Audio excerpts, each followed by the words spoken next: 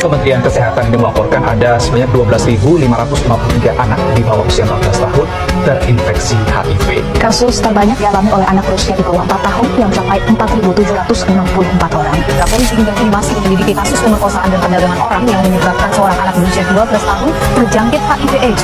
Walau tim pengacara korban melaporkan ada 3 terduga pelaku pemerkosaan, namun polisi masih belum menetapkan satu orang pun menjadi tersangka.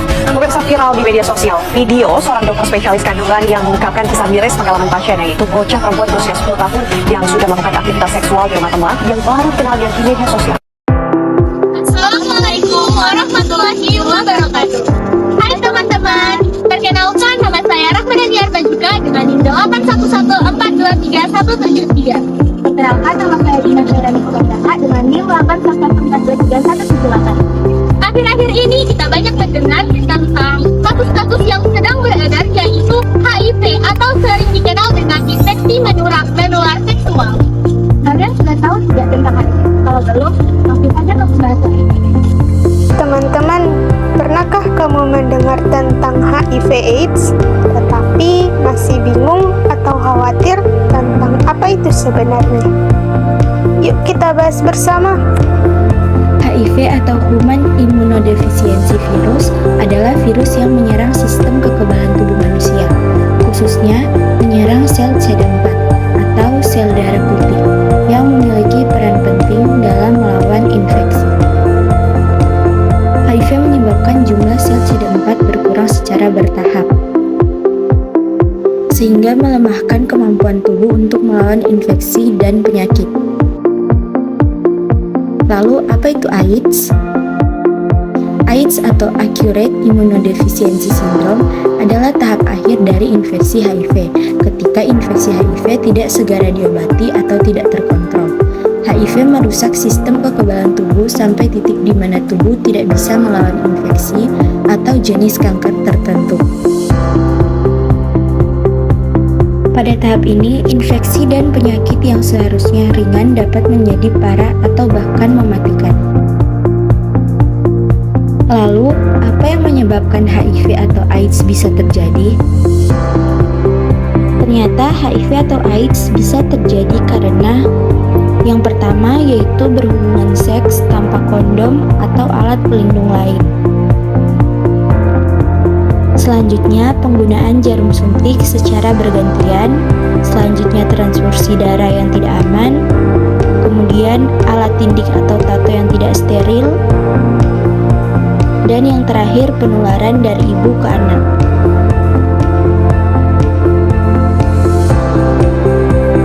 HIV atau AIDS bisa ditularkan melalui darah, cairan seksual seperti air mani dan cairan vagina, cairan rektal dan praejakulasi, dan ASI atau air susu ibu. Bagaimana kita dapat mengetahui seseorang sudah tertular HIV atau AIDS? Tahap awal, 2-4 minggu setelah terinfeksi. Pada tahap ini, banyak penderita mengalami gejala yang mirip flu seperti demam, sakit tenggorokan, nyeri otot dan sendi, pembengkakan kelenjar getah bening, keluhan kulit, sakit kepala, dan kelelahan. Tahap laten atau tahap asimptomatik atau kronis. Di tahap ini gejala mungkin tidak tampak, namun HIV terus berkembang biak dan melemahkan kekebalan tubuh. Tahap ini bisa berlangsung selama bertahun-tahun tanpa gejala yang signifikan. Tahap AIDS ini adalah tahap akhir dari infeksi HIV, ditandai dengan sistem kekebalan tubuh yang sangat lemah. Gejala yang sering muncul pada tahap AIDS antara lain penurunan berat badan yang drastis, infeksi kulit yang tidak kunjung sembuh, diare kronis yang berlangsung lama, infeksi saluran pernapasan berulang,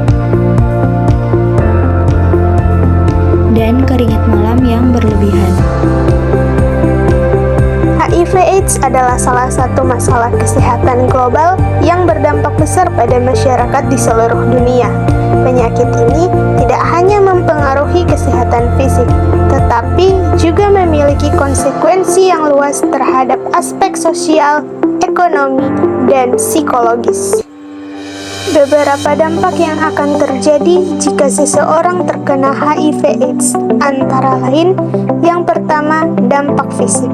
Jika seseorang terkena HIV/AIDS, dampak fisik yang akan terjadi meliputi penurunan sistem kekebalan tubuh sehingga tubuh menjadi rentan terhadap infeksi oportunistik seperti tuberkulosis dan pneumonia, serta penyakit serius seperti kanker terkait HIV. Kebanyakan penderita HIV/AIDS sering mengalami penurunan berat badan drastis, kelelahan kronis, ruam kulit, dan gangguan sistem saraf seperti neuropati perifer. Selain itu, HIV juga menyebabkan kerusakan organ, termasuk hati, ginjal, dan jantung, akibat infeksi langsung atau efek samping dari pengobatannya. Selain itu, dampak yang akan terjadi yaitu dampak psikologis. Dampak psikologis pada penderita HIV/AIDS, mereka sering merasa cemas, depresi, dan stres akibat penyakit yang dideritanya, dan stigma sosial, diskriminasi, serta ketakutan akan masa depan. Diagnosis HIV juga dapat memicu rasa malu, bersalah, atau kehilangan harga diri yang dapat mempengaruhi hubungan interpersonal dan kualitas hidup. Selain itu, beban emosional dalam menghadapi penyakit kronis jangka panjang ini sering menyebabkan isolasi sosial dan kesulitan dalam menjalani aktivitas sehari-hari.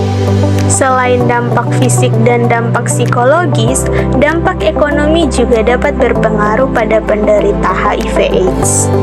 Penyakit HIV/AIDS ini dapat memberikan dampak ekonomi yang signifikan, baik bagi individu maupun keluarganya.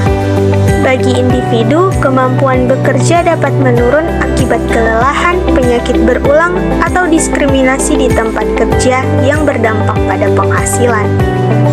Pada tingkat keluarga, kehilangan penghasilan utama atau kebutuhan perawatan tambahan dapat meningkatkan beban ekonomi. Dampak yang terakhir yang dapat terjadi pada penderita HIV/AIDS yaitu dampak sosial. Secara sosial, penderita HIV/AIDS sering menghadapi stigma dan diskriminasi dari lingkungan, baik di tempat kerja, komunitas, maupun keluarga. Hal ini dapat menyebabkan isolasi sosial, kehilangan dukungan emosional, dan gangguan hubungan interpersonal. Lalu, apakah ada obat yang dapat menyembuhkan penyakit HIV/AIDS ini?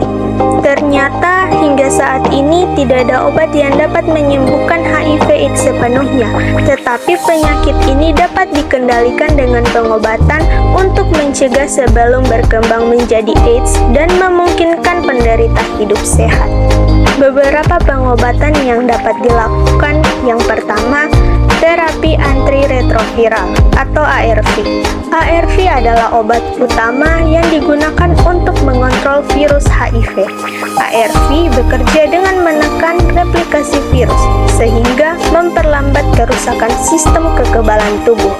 Pengobatan ini harus dilakukan seumur hidup agar efektif. Pengobatan selanjutnya yaitu pengobatan infeksi oportunistik atau infeksi sekunder seperti tuberkulosis, pneumonia, atau kandidiasis yang sering menyerang penderita HIV/AIDS harus diobati secara khusus. Selain pengobatan, lakukan juga perawatan pendukung seperti memenuhi nutrisi yang baik, olahraga ringan, dan pola hidup sehat yang dapat membantu menjaga kekuatan tubuh. Dukungan psikologis dan konseling juga berperan penting untuk membantu penderita menghadapi tekanan emosional. Dan yang terakhir, pemeriksaan rutin atau tes urin untuk memantau jumlah CD4 dan viral load atau jumlah virus dalam darah untuk memastikan pengobatan bekerja dengan baik. HIV/AIDS merupakan penyakit yang tidak ada obatnya, bahkan dapat menyebabkan kematian bagi penderitanya. Maka dari itu, lakukanlah beberapa cara berikut agar terhindar dari penyakit HIV/AIDS ini. Pencegahan yang dapat dilakukan yang pertama yaitu hindari penularan melalui hubungan seksual.